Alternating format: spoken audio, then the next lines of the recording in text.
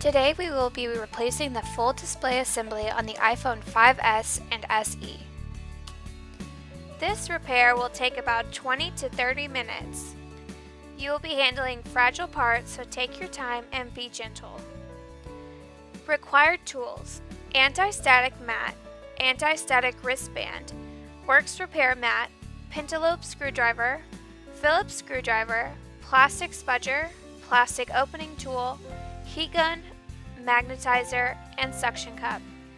Be sure to use the works repair mat to keep all screws organized. Some screws have the same size but different lengths and can be easily misidentified during reassembly. Wear safety glasses to protect your eyes from any glass shaken free during the repair. Always wear the anti-static wrist strap when repairing a device. This will prevent static charges from being discharged onto the device's logic board, which can cause irreversible damage. Place the works repair mat above your workspace on the anti-static mat. If your display glass is cracked, keep further breakage contained and prevent bodily harm during your repair by taping the glass using packing tape.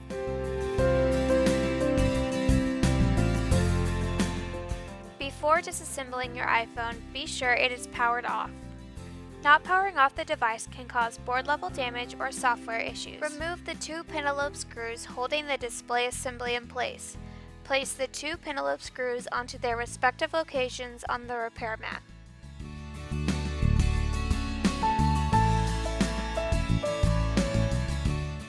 Press the suction cup onto the screen just above the home button. Be sure the cup is completely on the screen to get a tight seal.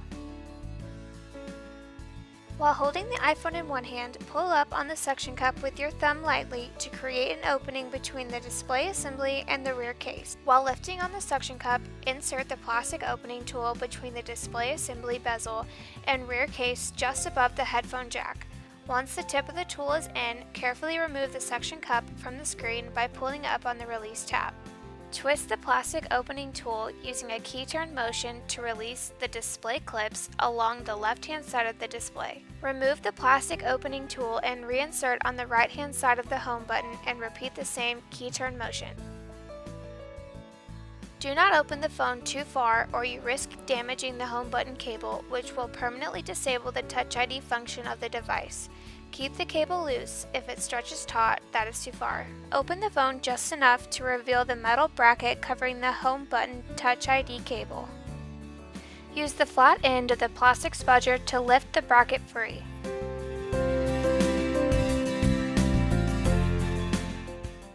If the home button Touch ID Flex does not disconnect, use the same spudger to pry the home button cable connector up out of its socket. Make sure you do not misplace the home button cable bracket. Place on the works repair mat next to the LCD bracket. During the next few steps until you remove the front panel assembly, keep it supported under a 90-degree angle in relation to the rear case. At this point in the repair, it is vital to inspect the device for signs of liquid damage. If any signs of liquid damage are found, the device should not be repaired. Shown here are the locations of the liquid contact indicators inside of the iPhone 5S and SE. If any of these indicators are slightly pink or red, the device has come in contact with liquid. Other signs of liquid damage include rust, corrosion, and oxidation. Remove the following screws securing the front panel assembly cable bracket to the logic board. 2 1.7mm Phillips screws, 1 1.2mm Phillips screw, 1 1.3mm Phillips screw. It is important to place each screw in its corresponding location on the works repair mat. Misplacing these screws will lead to irreparable board level damage. Remove the display flex cable bracket and place it on its corresponding position on the works repair mat. Remember to keep the full display assembly under 90 degrees during this process. Use the flat end of the plastic spudger to disconnect the three following flex cables: the front-facing camera flex, the LCD flex. Switch hands to disconnect the digitizer flex from the left-hand side. During this process, you may use your thumb to keep the disconnected flex cables out of your way. Now you can remove the display assembly. Before continuing with the rest of the repair process, we will test the new full display assembly. This will ensure 3 key points. First, you will identify that the replacement part is fully functional prior to full install. Second, replacing the part will resolve the customer's issue. Some issues are board related and may not be repairable through part replacement. Third, you will be able to identify if damage was caused during the rest of the repair, as at this point the part is fully functional. Connect the 3 flex cables of the new full display assembly: the digitizer flex, the LCD flex, and the front-facing camera flex. Use light pressure when connecting the flex cables. Excessive force can cause damage to the connectors. Gently lay down the display assembly on the frame. Power on the device to test. Before testing, we will enable the assistive touch function of the device. This is done by tapping on Settings, General, Accessibility, and finally Assistive Touch. Tapping on the Assistive Touch icon and then Home will take us to the home screen of the device. Move the Assistive Touch control around the entirety of the screen to ensure there are no dead spots in the digitizer. Open the camera app to ensure the front-facing camera functions and is free of dirt or debris. Next, open the Voice Memos app to test the proximity sensor and earpiece speaker. When covering the top of the screen while playing back a recording, the display should go dark. If any issues are found with the function of the new display assembly, power off the device or disconnect the battery, disconnect the full assembly flex cables, and finally reconnect. Now power on the device. The majority of function issues are due to an improper connection between the flex cable and the logic board. If the issues persist, test a second full assembly. Open the Weather, Stocks, and Notes apps to inspect the LCD for lines or discoloration.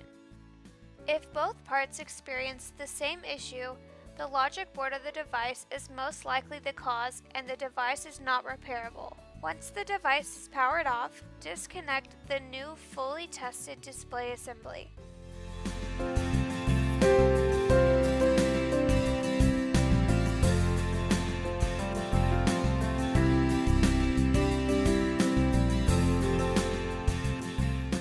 Place the new full display assembly to one side.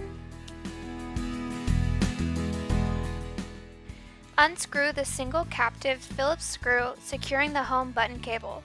This screw is fastened to the home button cable by a spring contact backing. During reassembly, ensure the contact is in the correct orientation on the side of the screw nearest the LCD. Remove the 2 1.4mm Phillips screws from the home button bracket.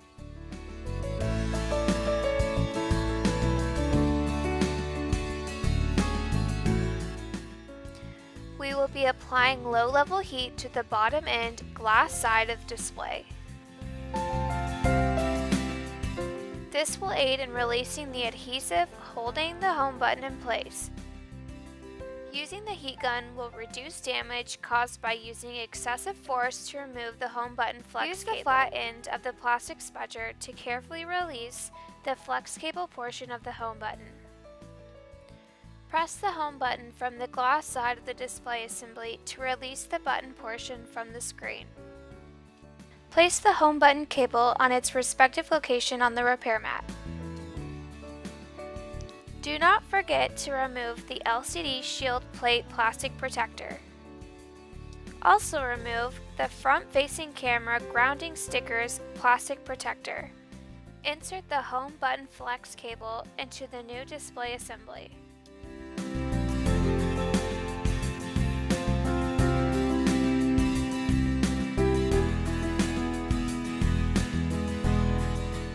Place the home button bracket on the new display assembly.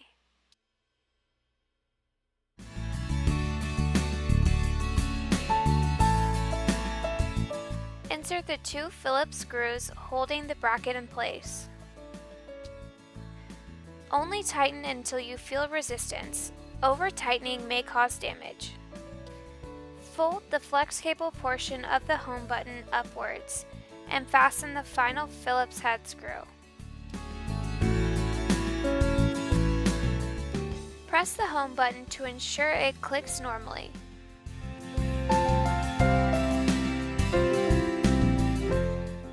And now we'll reattach the full assembly back to the logic board.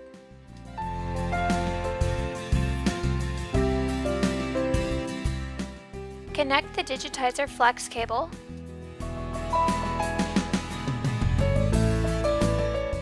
Connect the LCD flex cable and the front-facing camera flex cable. Insert the front panel assembly cable bracket to the logic board.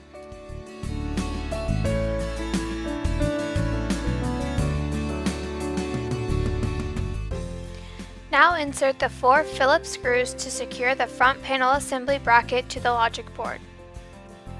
Ensure that each screw is going back to its exact location that it came from. As a reminder, misplacing screws at this point in the repair process can cause irreparable board level damage. Lower the display assembly to connect the home button flex cable. Gently move the display assembly to the right side. This will give clear access to the home button flex cable connection. Use the flat end of the plastic spudger to carefully connect the home button flex cable. As a reminder, damage to the home button flex cable will permanently disable the Touch ID function of the device. With your finger, press the bracket back into place. Holding the display at a 20-degree angle in relation to the frame, insert the retention clips on the top end of the screen into the frame. Ensure the top edge of the screen is flush with the frame. Run your thumbs down the sides of the display to pop the remainder of the screen back into place. Ensure that the screen does not appear lifted around the edges of the frame. In case the screen does not sit flush, reopen the device and ensure that all components were installed correctly. Insert the 2 pentalobe screws securing the display assembly. Power on the device and test all functions to ensure they are working properly before notifying the customer of repair completion.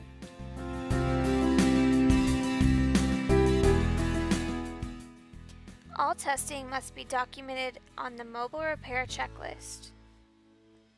If you experience any issues while testing your device, some troubleshooting tips are: hold the home and power button until you see the Apple logo, performing a soft reset. Disconnect and reconnect the battery. Check the connection of the part showing issue. And finally, cross-test by using a different part.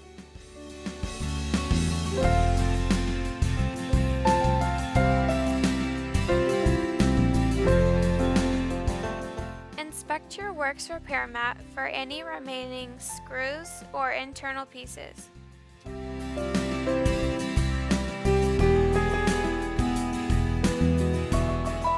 Remember to place the end user screen from this repair into the packing of the new display assembly used.